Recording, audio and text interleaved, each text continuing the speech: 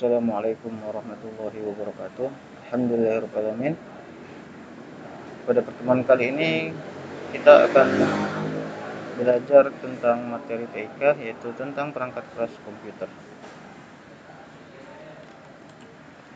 Topik yang dibahas pada pertemuan kali ini yaitu berkaitan dengan perangkat pemrosesan dan perangkat penyimpanan. Dan untuk pertemuan selanjutnya kita akan belajar tentang perangkat input dan perangkat output. Perangkat pemrosesan dan penyimpanan. Pada dasarnya komputer terdiri dari dua perangkat, yaitu perangkat keras, hardware, dan juga perangkat lunak, software. Perangkat keras merupakan perangkat yang dapat kita lihat secara fisik dan kasat mata, dapat kita pegang. Contohnya seperti mouse dan lain-lain. Perangkat lunak sendiri ataupun juga biasanya disebut software merupakan sebuah perangkat yang terdiri dari berupa program-program yang terdapat di dalam komputer.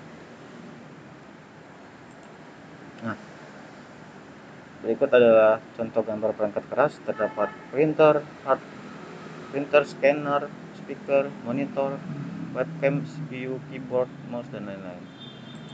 Nah, di sini adalah contoh dari salah satu perangkat lunak, yaitu Microsoft Office. Nah, di sini contoh-contoh dari perangkat lunak, perangkat keras, yaitu yang digunakan sebagai perangkat pemrosesan dan perangkat penyimpanan. Terdapat CPU, Center Processing Unit, memori, media penyimpanan, motherboard, VGA card, dan sound card. Di sini media penyimpanan. Next yaitu Central Processing Unit, biasanya disebut CPU atau microprocessor atau juga disebut sebagai prosesor, yang mana merupakan otak dari komputer. Nah, pada prosesor sendiri terjadi merupakan sebuah pusat pengelolaan data, pengelolaan kontrol kerja komputer itu sendiri. Jadi ketika kita melakukan pengelolaan data dan kita melakukan pekerjaan pada komputer, semua pekerjaan yang kita lakukan akan dikelola di prosesor.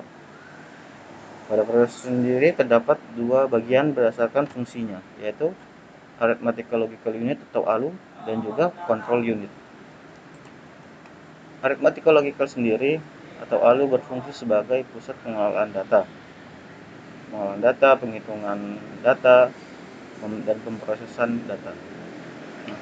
Sedangkan untuk Control Unit berfungsi untuk sebagai pengontrol kerja komputer, di mana dia dapat mengurutkan proses yang perlu dilakukan oleh komputer tersebut.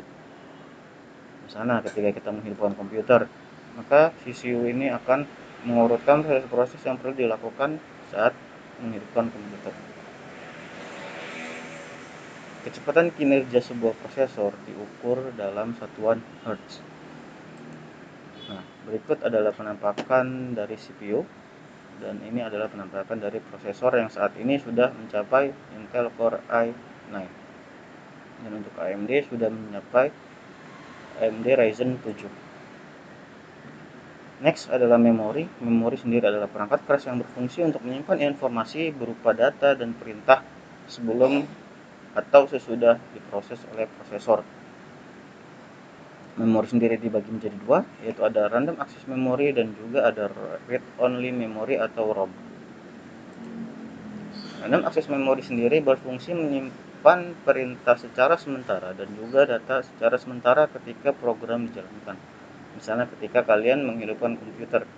Nah, random access memory ini akan bekerja untuk menjalankan perintah dan juga program yang kalian lakukan.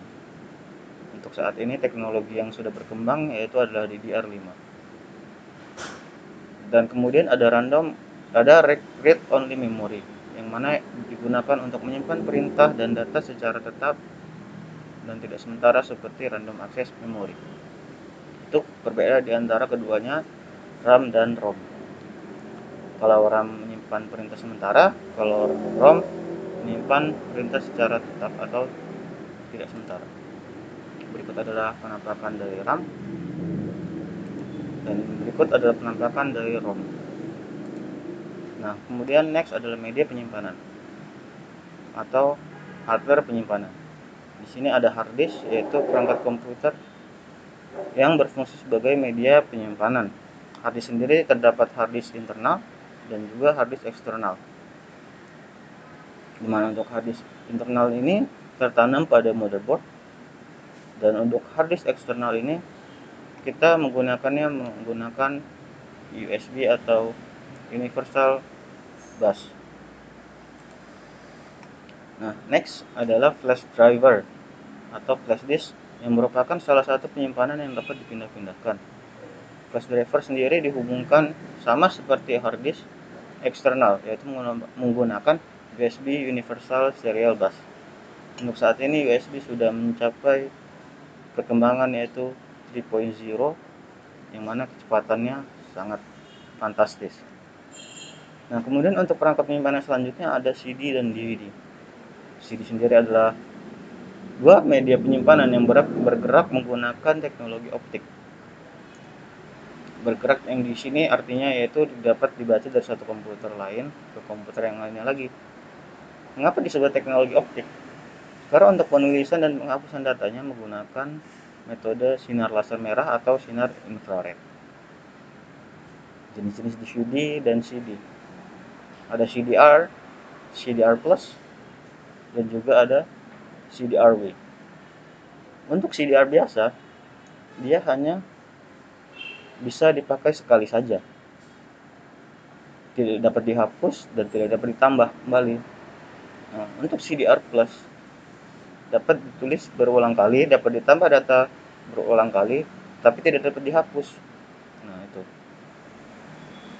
Selama kapasitas belum penuh, untuk CDR Plus datanya masih bisa ditambah. Nah, kemudian yang terakhir ada CDRW.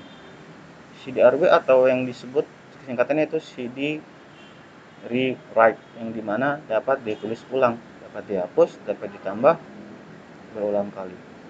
Nah, untuk membaca CD RW dan CD DVD diperlukan yaitu CD writer dan juga CD ROM drive.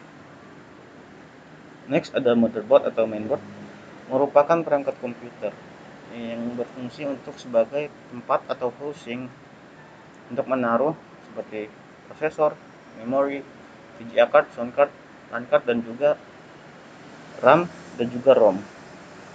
Jadi motherboard ini merupakan sebuah rumah atau sebuah tempat board atau papan yang digunakan untuk menaruh berbagai hardware komputer.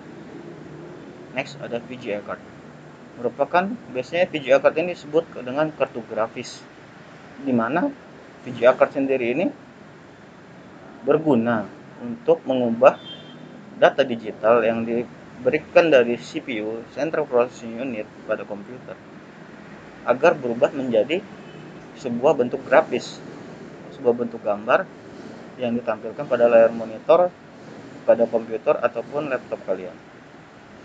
Semakin besar spesifikasi VGA-nya, semakin cepat juga data tersebut diproses menjadi sebuah gambar dan semakin tajam juga gambar yang ditampilkan. Berikut adalah penampakan VGA card. Nah, selanjutnya adalah sound card. Sound card sendiri adalah alat komputer yang berguna untuk merubah data digital menjadi sebuah data suara. Nah, untuk sound card sendiri terdapat 3 buah macam. Yang pertama offboard, yang kedua onboard, yang ketiga external sound card. Untuk offboard sendiri dia penggunaannya harus dipasang pada slot motherboard. Nah, untuk yang onboard sendiri, dia sound card yang sudah ada pada motherboard tersebut, jadi tidak bisa dilepas dan tidak bisa digantikan. Kalau rusak ya sudah, ganti semua motherboardnya. Nah, kemudian ada sound card eksternal.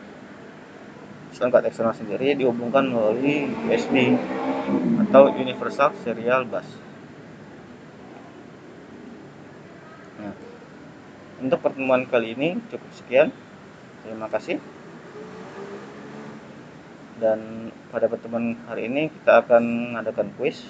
Nanti kuisnya ada pada Google Form, akan saya berikan linknya.